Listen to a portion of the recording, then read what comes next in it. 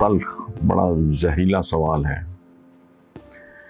और करने वाले हैं एक ऐसी जगह से जो मुझे बहुत पसंद है। ओस्लो नॉर्वे से है। इनका नाम है नवीद अंजुम। सो नवीद अंजुम साहब, अगर आप ये भी लिख देते कि पाकिस्तान के कौन से शहर से आपका ताल्लुक़ है तो बात ज़रा और पुरलुत्फ़ हो जाती। सवाल ये है कि बरादर इस्लामी मुल्क ने पाकिस्तान को दिया गया कर्ज तड़ी लगा के वापस ले लिया, साथ 3.2% सूद भी।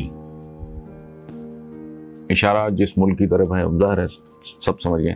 सूद को हराम करार देने वाले और बरादर इस्लामी मुल्क ये तंज़िया लिख रहे हैं के हक़ में बोलने वाले हज़रात मुनाफ़क़त को एक साइड पे रख के हक़ की बात क्यों नहीं करते कोई इस तरह की। देखें नवीद अंजुम साहब, मैं कुछ भी हो सकता हूँ, कुछ भी हो सकता हूं, लेकिन मुनाफिक नहीं हूं कत्तन।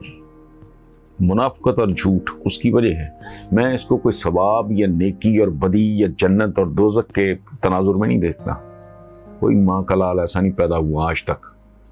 बूढ़ा हो गया हूं मैं, वो ज़ाउला की जेलें भी काट ली जो मुझे झूठ पे मजबूर कर सके। मुझे वैसे कराहत आती है, कोई इतना फन खानी। मैं अपने वालिद से मैंने 3-4 दफ़ा मार खाई।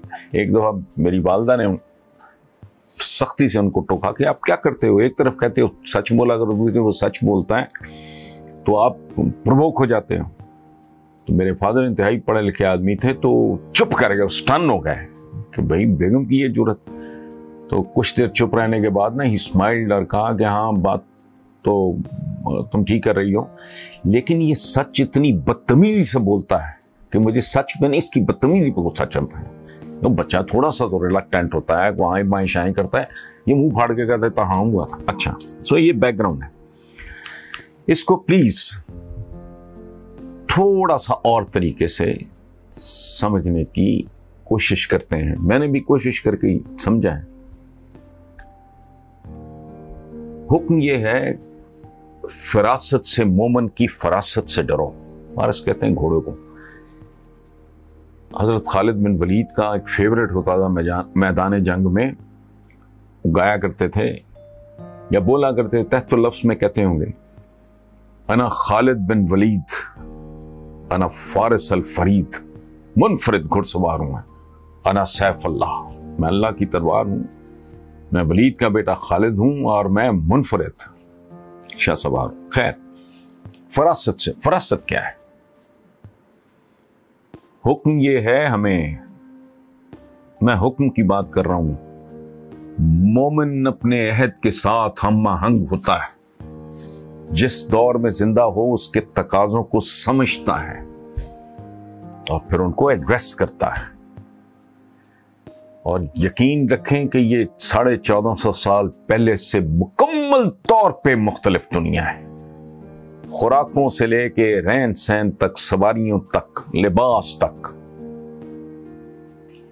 इस कुर्रा अर्ज़ पे बसने वाले इंसानों के दरमियान कुर्बतों तक और फासलों तक, हथियारों तक, औजारों तक। It's a totally different world. मुसलमान पिस भी इसीलिए रहा है कि इसको बात समझ नहीं आ रही। देखें, एक छोटा सा हवाला मैं देता हूं। कुरान पाक पे है कि, कुरान पाक में है कि हज के लिए, हज के हवाले से कि कश्तियों पे बैठ के और लागर ऊंटनियों पे बैठ के आओ हज के लिए। अच्छा, यहां मैं एक और बात अर्ज कर दूं, लागर का मतलब ये नहीं है कि वो मरियल है। लागर ऊंटनी होती है वो जो फिटी हुई ना हो, मतलब स्मार्ट हो। चूंकि लागर ऊंटनी का मतलब है तेज रफ्तार, स्मार्ट। ये जो फिटे हुए घोड़े नहीं है कुछ लोग रखते, वो तो भाग ही नहीं सकते। तो लागर का मतलब ये स्मार्ट के मानों में है। अच्छा, तो आप मुझे बताएं, कौन है आज जो कश्तियों पे जाता है पहले जद्दा और फिर आगे ऊंट पे बैठ के? नहीं करते ना। आपने इस पे इज्तिहाद ही कोई नहीं किया। ये फैसला करते कि हमने जहाजों पे जाना है, हमने बहरी जहाजों पे, हवाई जहाजों पे जाना है, आगे हमने गाड़ियों पे जाना है, कारों में इंजन्स वाली चीजों पे बैठ के जाना है। तो आपने तो इज्तिहाद नहीं किया, लेकिन कर लिया। पहले वक्त का तयन आप कैसे करते थे, अब वक्त का तयन आप ऐसे करते हैं। बल्कि ये तो मैं जो बुढ़ा आदमी हूँ, मैं तो आदत पड़ी हुई है, वरना तो बच्चे उनके सेल फोनों में होता है सारा कुछ। पहले ये इस तरह का एयर कंडीशनर होता था, ये तो अकबर आजम को नसीब नहीं था। सर्दियों में गर्म कर देता है, गर्मियों में ठंडा कर देता है। था ये कैमरा था, ये कम्युनिकेशन का ये लेवल था नहीं, ये दुनिया और है। इसी तरह जिसे हम मुंह उठा के सूद कह देते हैं, जो नहीं कुछ लोगों को समझ आ रहा, तो मैं क्या करूं।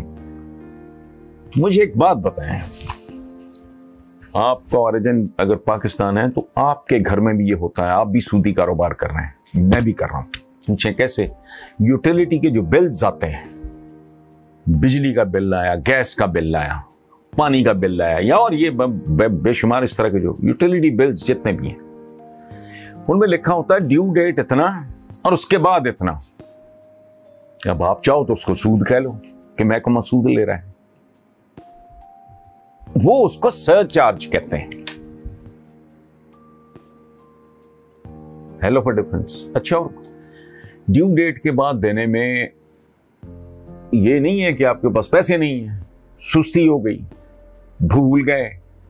हमारे फार्म हाउस पे जो बिल आता है, मैं तो तंग आके उसको बेचने का सोच रहा हूँ। जो बिल आता है, एक वो होता बहुत ज्यादा, पता नहीं वहां बिजली मुलाजिम चंद रहते हैं, उन कितनी बिजली कंज्यूम कर लेते होंगे। एनीवे, वो और कहानी।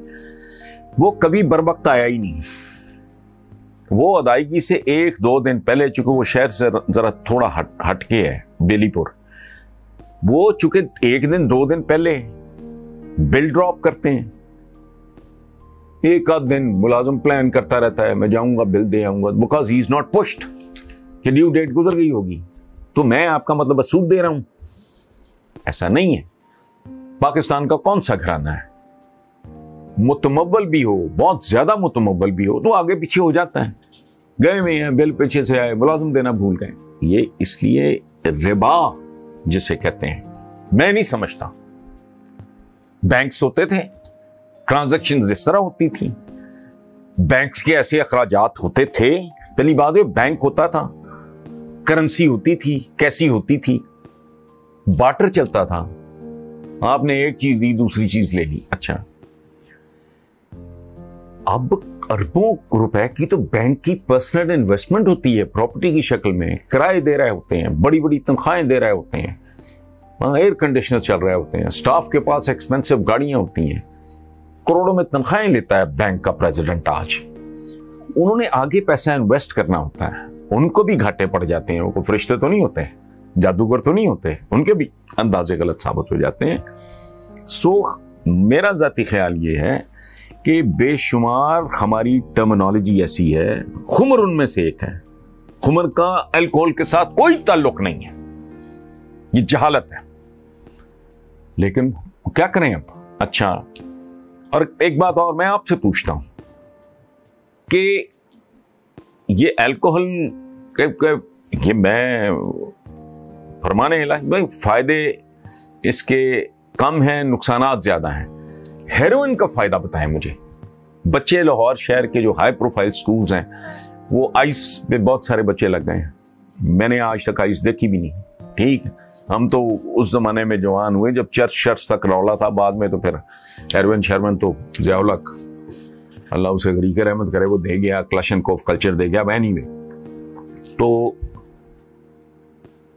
ये बेशुमार लफ्ज़ हैं जिनको रीडिफाइन करना होगा।